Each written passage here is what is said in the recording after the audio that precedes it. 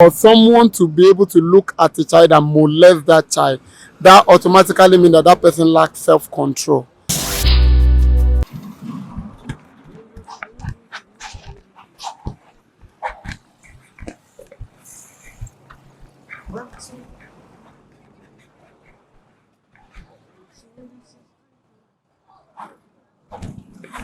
Hello, good afternoon, sir. Good afternoon, sir. What's your name, sir? Adiwale is my name. Nice meeting you, sir. And you We actually an NGO, Okay. Citizen Lifeguard Network. Okay. So we are talking on child molestation. Okay. So I would just like to ask you some question if you don't mind.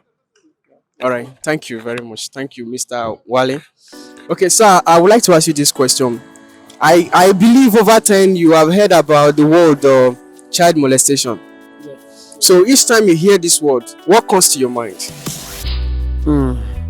Well, since molestation has to do with sexual force, so child molestation has to do with when someone who is mature in age forcefully have sexual intercourse with a child.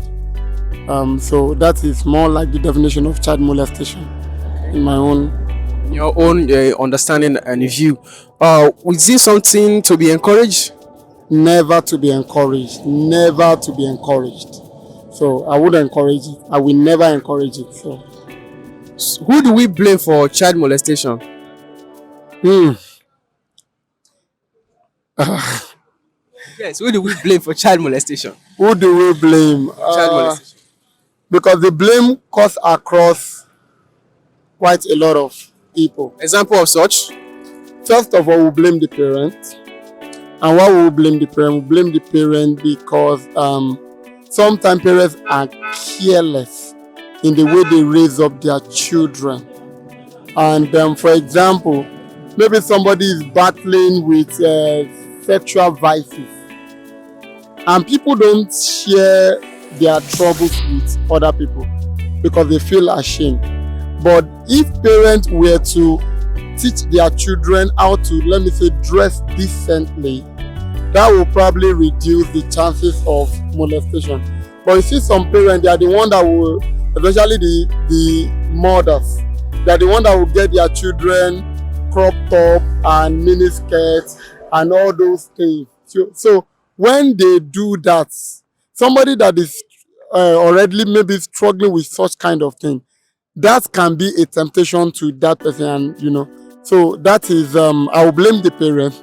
I will also blame the molester. Why? Because as human beings, we should have self-control. We should be able to control ourselves and control our appetites, So, but for someone to be able to look at a child and molest that child, that automatically means that that person lacks self-control.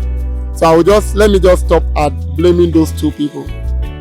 Now, when you talk, thank you very much. When you talk about the way mother dress their female children, because at the same time, that when it comes to molestation, it's not limited to female children. But for the fact that you made mention of the way mother dress their children, so I believe you are talking about female children now. Now, what kind of advice will you rather give to parents now?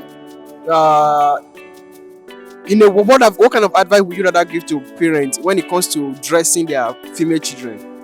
Okay, well, before I start giving advice to parents about dressing, I would want to give advice to parents about teaching their children to know God. Because there is something about God factor that when a child comes to know God at his early stage, Bible says, train a child the way he should go, which is the way of God, because when he grows, he won't depart from it.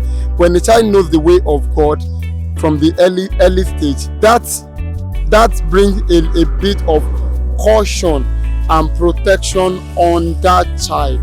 So moral is good. Our children should have moral. We should teach our children moral. But moral without God is just a disaster. Okay, so parents should teach their children to know God, number one.